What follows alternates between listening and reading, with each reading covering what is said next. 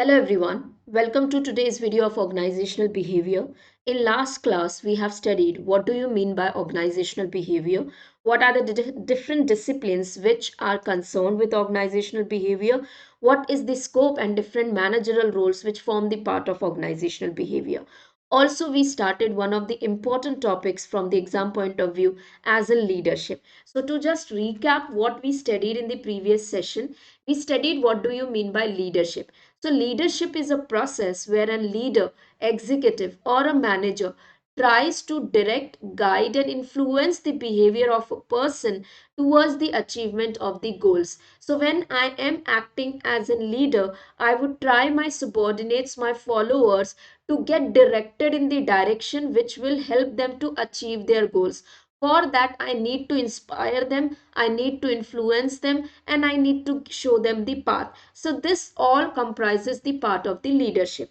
And also we have studied in the previous session basis of the behavioral patterns and the situation. The leadership style can be divided into the two approaches, behavioral approach and situational approach. So further, this behavioral and situational approach can be divided into different types. Before we move to the different types, let's understand what do you mean by behavioral approach.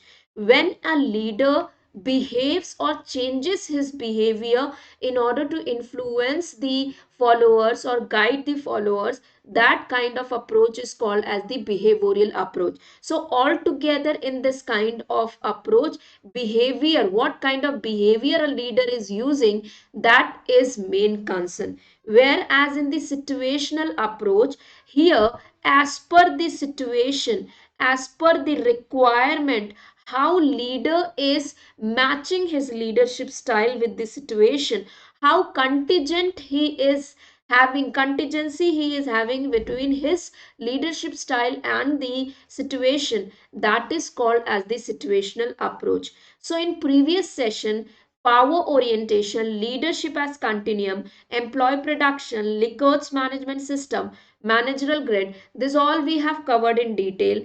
Today we would be starting from the point number 6, that is your tri-dimensional grid. So tri-dimensional grid is also called as the three-dimensional grid of the leadership. This was given by W.J. Redin. Now, why this is called as the three-dimensional grid and what is special about this particular type of leadership? So this is called as in three-dimensional grid of the leadership because W.J. Redin has given three dimensions of leadership. All other authors have talked about task oriented and the relationship orientation. But W.J. Redin was the one who introduced the third grid, or you can say the third dimension, which is called as effectiveness. Redin was the first one. He was the actual one to understand the concept of the situational demand. Now, what do you mean by situational demand? According to Redin, though the leader can be a task oriented, he can be a relation oriented, but the effectiveness of his leadership depends upon how the situational demands are fulfilled by this leadership style. So, if the situation is demanding to be task oriented in nature, then it would be effective in nature. And similarly, if the situation is demanding to be relationship oriented, it would be effective leadership. But this effectiveness will convert into ineffective if the situation is demanding task and leader is relationship oriented. It won't work. Similarly, if the situation is demanding to be relationship oriented and the leader is task oriented, it won't work. So Redin have clearly explained the effectiveness as the third dimension, which explains the extent to which the manager is successful depending upon the match between the situation and the leadership style. So he was the one who said when the leadership style meets the demand of the situation, then the leadership would be effective or else it would be ineffective in nature. So everything is dependent upon the situation. On the basis of this, he has further divided this leadership or the leader or a manager into four categories between the two dimensions of task orientation, relationship orientation. Here it is moving from upward, low to high, and here low to high. So between this dimension, the four different categories of manager can be divided. When a manager or a leader is low at the task as well as the relationship, he is called as a separated manager or a leader. When he is high at relation, he is relationship oriented, he would be called as the related, and low at the task. Integrated is high on the relationship as well as high on the task. Integrated means he take a balance between both the things. Dedicated is the one who is high on the task. He is dedicated toward the work. Irrespective what is the relationship between the employee and employer, he just want to get his work fulfilled. So if we have to describe in detail who are the separated manager or a manager of category separated, who are low at relationship and low at the task, this kind of people would work in the organization just to correct the deviation. Means if certain work is provided to them or given to them, they will try to fulfill the work or complete the work as per the standards, whatever is minimum required standard. And if there is any kind of deviation, they would just correct the deviation irrespective what is the achievement, what is the relationship. They just take care of their job, they just take care of getting the things done in an standard minimum standard fulfilled. That's it. They don't take care whether the people are satisfied or not, whether we have achieved the targets or not. They are least bothered about it. When it comes to the related manager, this kind of people are high on the relationship. So when they are high on relationship, they see organization as a social system, a system where people come together, people interact, people have their own desire, people get motivated, people get influenced. So according to related manager or this category of people, they take the time, they take the involvement in relationship building, because according to them relationship is more important. They'll have least concern about the task. Then dedicated manager are high on the task, they focus on getting the tasks completed, they don't concern about building up relationship with the people. They use their power and responsibility just to fulfill the work.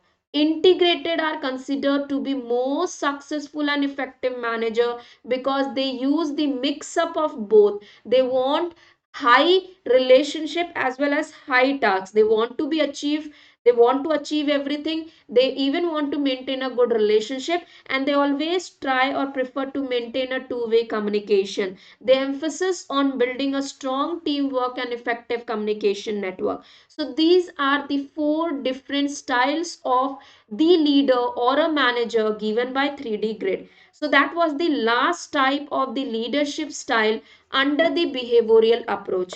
Now we would be moving to the situational approach of the leadership. Now under the heading of the situational approach, we have Fedler's contingency model and Hersey's situational approach. Now what is the difference between this contingency and the situation? A very fine line difference. What does contingency says? Let's consider an example. A leader is an autocratic in nature. There is a leader called A. He is autocratic in nature. Autocratic means he wants to keep the power in his control, and he believes he understands everything. So when a leader is autocratic in nature, and if the situation is such that autocratic nature would be applicable and it will work smoothly. So let's say a situation is of emergency situation where every decision have to be taken up by the leader. So now when there is a match, where there is a contingency between this situation and leadership style, the leadership would be effective. Whereas, let's say there is an B, a different leader. He is participative in nature. participative in nature, but the situation is demanding an emergency. And if he tries to be participative, his leadership would be ineffective. Now, in both the cases, the leadership, we have seen, the leadership has to match with the situation, have to match or have to be contingent with the situation. This kind of leadership is called as contingent leadership, means where the leader does not change his leadership style as per the situation, but only the match or contingency between the leadership style and situation is important. So contingency leadership is a theory that states that leaders' effectiveness is contingent upon how his or her leadership style matches the situation. So to what extent there is a match between the style and the situation, effectiveness depends upon that. Now, what is situational leadership? When you listen to this, it appears to be same, but yes, there is a difference. Now, situational leadership says that a leader in this situational leadership will change his leadership style as per the required situation. He would focus on looking or taking care of the situation, understanding the situation, analyzing the situation, and then getting into that leadership style, like A and B. A is autocratic in nature, understandable, emergency situation, he would be successful. B is democratic in nature, participative in nature. So B, if he is using an situational approach, what he would do? He won't go for participative. He would understand the situation, that situation is of emergency. So I have to change my participative leadership to the autocratic leadership. So when a leader is changing his leadership style as per the situation required, that is called as the situational leadership. In simpler term, in contingency type of leadership, there should be a match between the leadership and the situation. In this situation, the leadership has to be changed as per the situation. So that is the fine line difference between the contingencies and situational. So Fedler has given an contingency theory, whereas Hersey and Blanchard have developed the situational theory. Now this contingency model is very, very important from the exam point of view. Repetitively the question are being asked in the exam. So if you have the question in exam who have given the contingency model of the leadership, it's the Fred Fedler who has given the contingency model. Now, in this contingency model, Fedler has given again three main dimensions or three basic elements. These elements are leadership style, situational variables, and the interrelationship between them. Fedler said that there are certain leadership styles and there are certain situational variables. The effectiveness of the leadership would be there when this leadership style, this certain leadership style will match the situational variables. So again in the situational variables, he has given three variables. These three variables are really very important. In exam the question are being asked in regarding what are the situational variable. So, according to Fedler, contingency, a match between leadership style and the situational variable is very, very important. And if it is matching, the leadership would be effective. So, according to Fedler, like other authors said, there can be two dimensions of the leadership: task oriented, human oriented. Task oriented leader are the leader who focuses on task performance, getting work done. Human relation oriented are the leader who lay more emphasis on developing the interpersonal relationship. Along with this, he has given one LPC, which is called as the least preferred co-worker. So this is also repetitively asked question in the exam. What do you mean by least preferred co-worker? So Fedler made one scale from 1 to 8, and 1 is your lowest ranking and 8 is your highest ranking. As the name suggests, least preferred co-worker. Let's say A is a leader. A is a leader and he is having certain number of the employees, B, C, D, E or followers. So when A wants to work or enjoy working with B, he will keep at high rating because he find him supportive, he find him healthy, he wants to build up healthy relation, so he would scale high to him. Similarly, he would put other people, let's say E is the one whom he does not find supportive, not interested, and he don't prefer to work with him, so he would scale him 1. So what does this shows? That a employer or a manager or a leader will rate a person 1 only if he is least preferring him to work.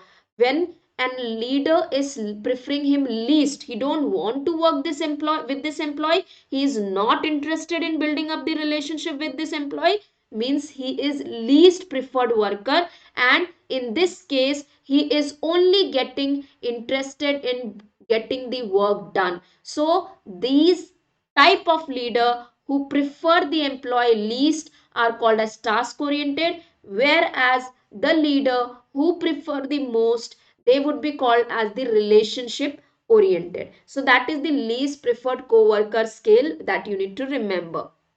Other than this, he has given 3 basic elements or critical dimensions of this situational variable: leader position power, task structure, leader member relation. Very, very important. Let's understand this. What did Fedler say? Fedler said that there are certain leadership style and there is some situational variable. In the leadership style, he said some people are task oriented and some people are relationship oriented. And in situational variable, he said position, task structure, and leadership relation. Let's take an example. Let's say there is an leader called A.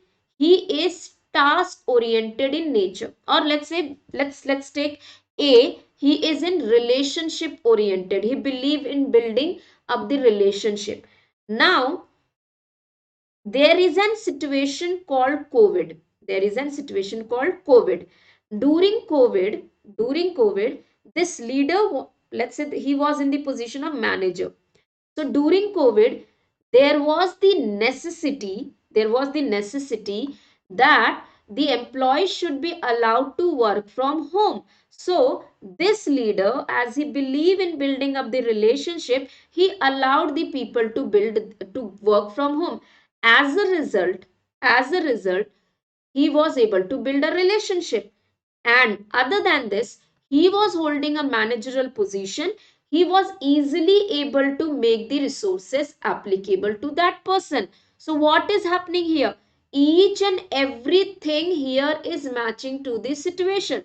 Even his positional power. If the employees are requiring certain resources to work from home, he would be able to give it easily to the employees because he is at the position of manager. So it is matching his situation. The leadership style is matching his situation. Which situation? Positional situation, because his position itself is allowing him to make the resources available. Let's take another leader called B. Now he is also a leader, but he is not a manager. He is not at the position of the manager, so he won't be able to provide the resources. He have to take the permission from the higher authority. So let's say this leader allowed his employees to work from home, but while working from home, this employees required certain resources. Now, for B, it would be little difficult to make the resources available immediately because he is not holding the position. So, the situation is not matching. So, here his leadership would be less.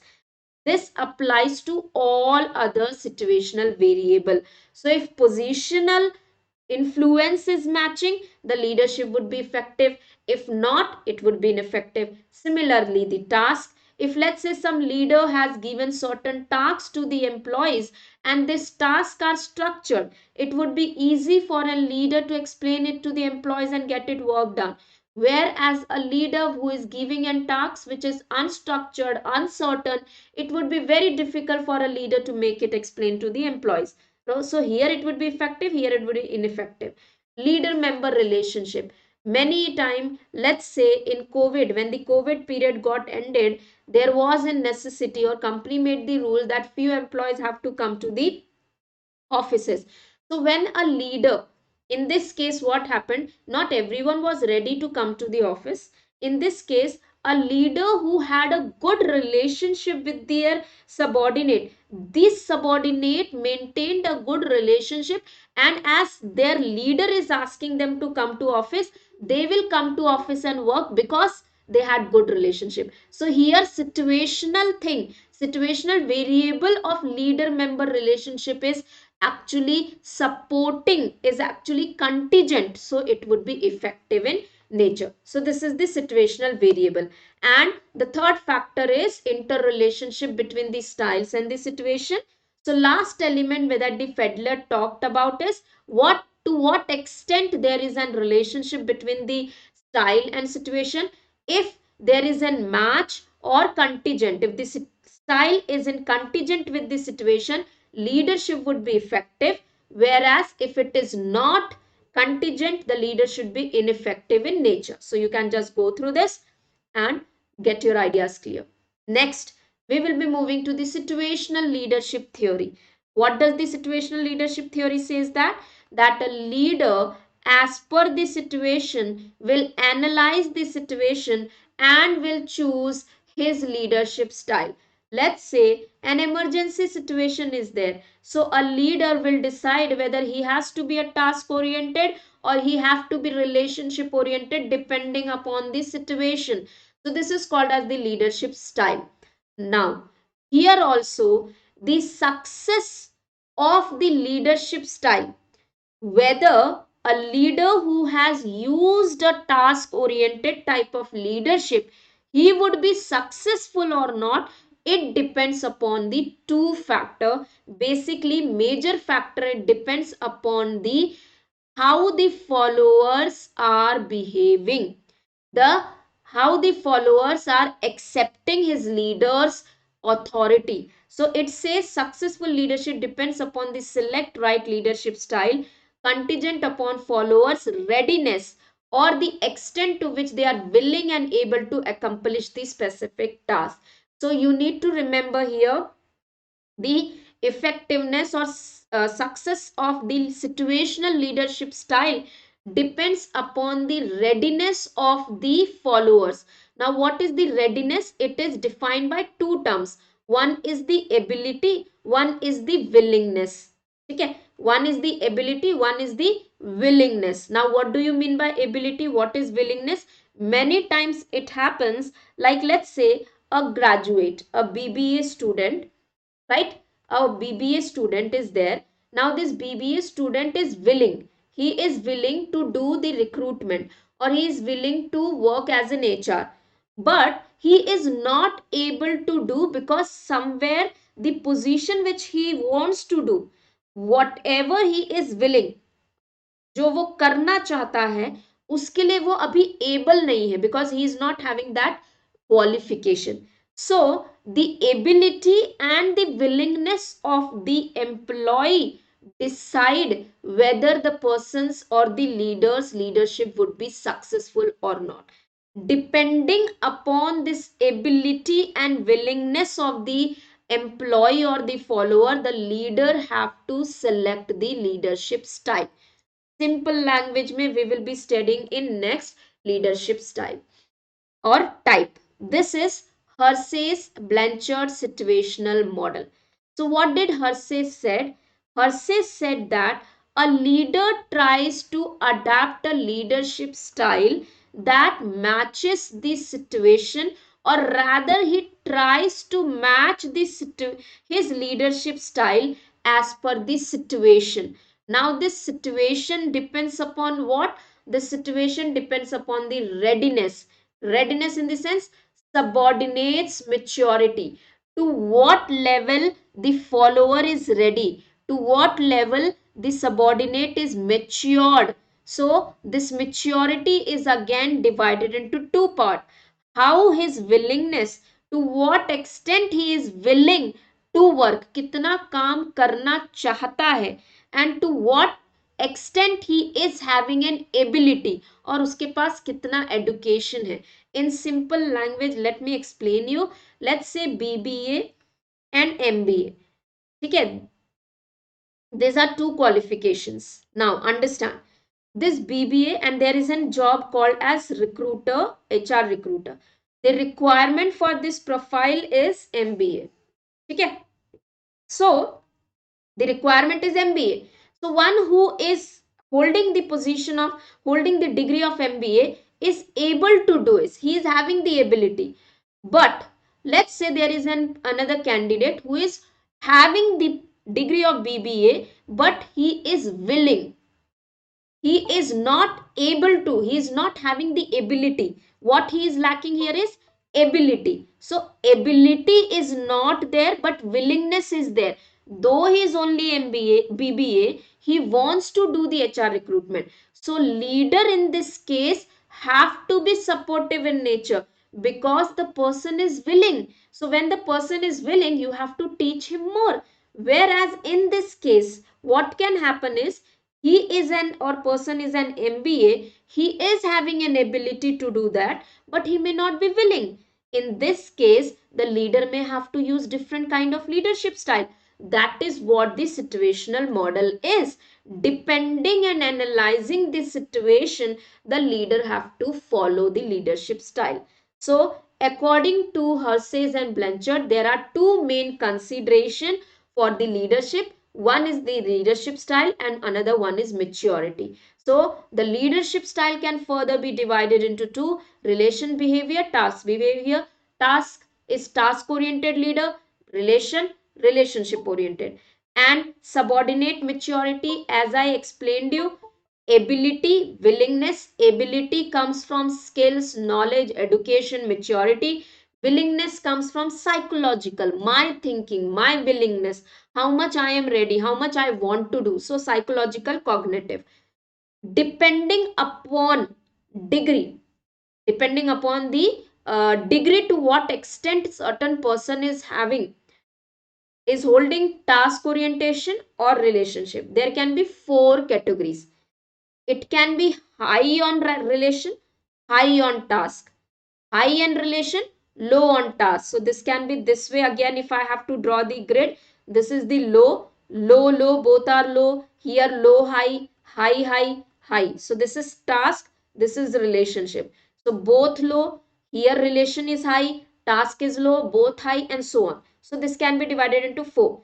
Similarly, in the maturity, subordinates maturity, ability and willingness. This is ability, this is willingness. Again low, high. So this is again this way. So this is low willingness, low maturity, right? Here high ability, high willingness, low ability. Both high, ability is high, willingness is high. Here willingness is high, ability is come. So again this four different types can be formed. Now, what kind of leadership? This is very, very important. What kind of leadership, as per this situation, as per this combination, a leadership follow? A leader should be delegating. Delegating means one who delegate the things, give the responsibility. A leader should be delegating when a subordinate is having high ability, high willingness.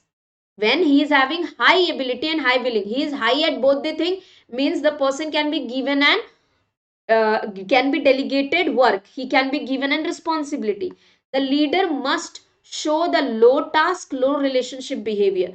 Why low task and low relationship? Because he is able, वो कर भी सकता है और वो willing भी है. तो आपको ना ही उसे ज्यादा डायरेक्ट करने की जरूरत है और ना ही उसको साथ उसके साथ में ज्यादा इंटरेक्ट करने की जरूरत है. Participating, when the leader have to be participating, when he is high on able, high ability, उसमें एबिलिटी ज्यादा है पर विलिंगनेस कम है. केपेबल है लेकिन वो विलिंग नहीं है, maybe because of any reason. In that case he should be low on task and high on relationship. वो लो क्यों है, उसका विलिंगनेस क्यों नहीं है काम करने में? क्योंकि वो शायद एनवायरमेंट उसको अच्छा नहीं लगता होगा, कुछ चीजें पसंद नहीं आती होगी. तो ऐसे केस में रिलेशनशिप बिल्ड करने का काम करना चाहिए.